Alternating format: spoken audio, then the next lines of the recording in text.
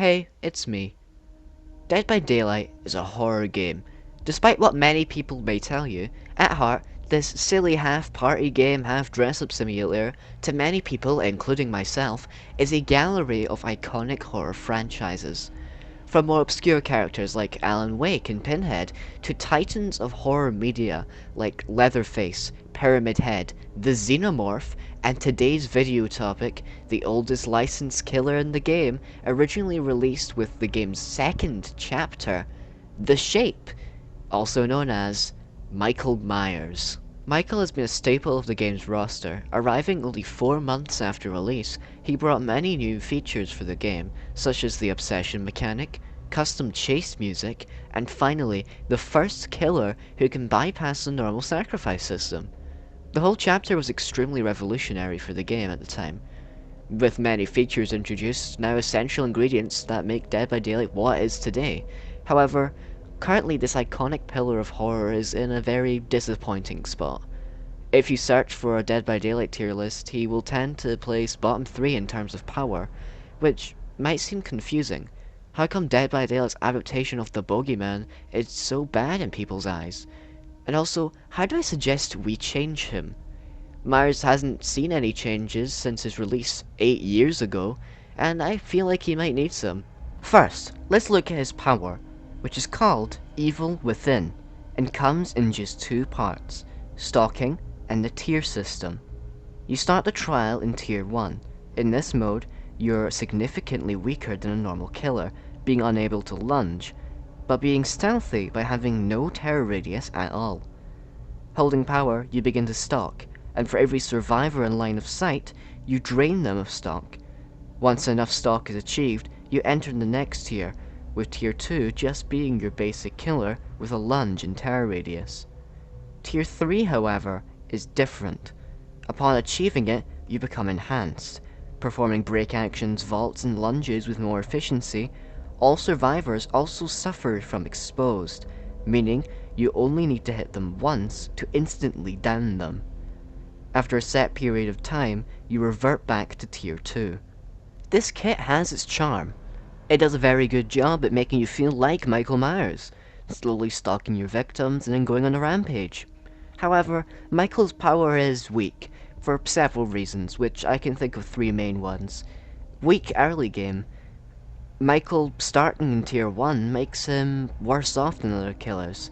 Having restrictions in place to incentivize stalking first, then actually allowing you to play the game, limits his potential, and forces you down a route of having to stalk first before anything.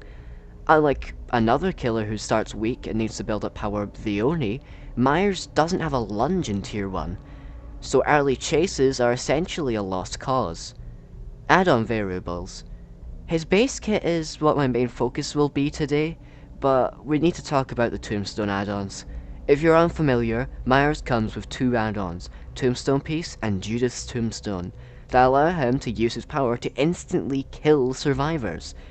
No, that isn't a joke. You just need to equip an add-on, with a small downside compared to the insanity of not needing to down or even injure a survivor to be able to remove them from the game. People's way of defending this is it's very Myers to defy the entity, killing them instead of following the normal rules, but my issue is not with how they work, but how they completely change this killer. If Tombstone was base kit, Myers would be insanely oppressive, and probably bumped up a massive amount, but also be very annoying. It's a weird variable. He's either too weak, or you equip this add-on, and he's a nightmare to deal with. And finally, his power limit is his third issue. Myers is one of the only killers in Dead by Daylight history who can lose their own power. The only one still in the game, for that matter. If you stalk a survivor too much, they can't be stalked anymore. This happens to all survivors, and you can't use your power anymore. So, how could this change? What do I suggest happens to most people's favourite holiday slasher to turn him from some guy in a Halloween mask into THE Michael Myers? Unlike my Skull Merchant video, watch it by the way, I made from the ground up a new power, still called Evil Within. It comes in 3 parts, Stalker mode, Finisher mode, and Evil. You start the trial as a normal killer. Pressing the ability button, you enter Stalker mode, becoming undetectable and moving at a slower movement speed. Replacing your basic attack is the Stalk ability. Holding it down, you see survivors more clearly and drain survivors you can see of evil. Once you have built up enough evil, you can activate Finisher mode. Pressing the secondary ability button, you enter Finisher mode, increasing action speeds, lunge distance, and making all survivors suffer exposed. Your accumulated evil drains over 60 seconds, which after you no longer have evil, or, upon manually deactivating, this ability ends and requires full evil to be activated again. During Finisher mode, if a survivor is on their final hook stage, you can kill them in the dying state. Survivors regain evil by performing conspicuous actions outside of your terror radius. To explain my choices in this power design, I fixed the issue with Tier 1, as now Tier 2 and 1 don't exist, but their effects can be accessed basically whenever. Locking stalking to the weak, stealthy side made sense to me, and having the normal mode allows Myers to take early chases. Finisher mode is just Tier 3, but with slight tombstone inside. This effect is now semi-base kit, and requiring you to have hooked the survivors enough makes it more fair.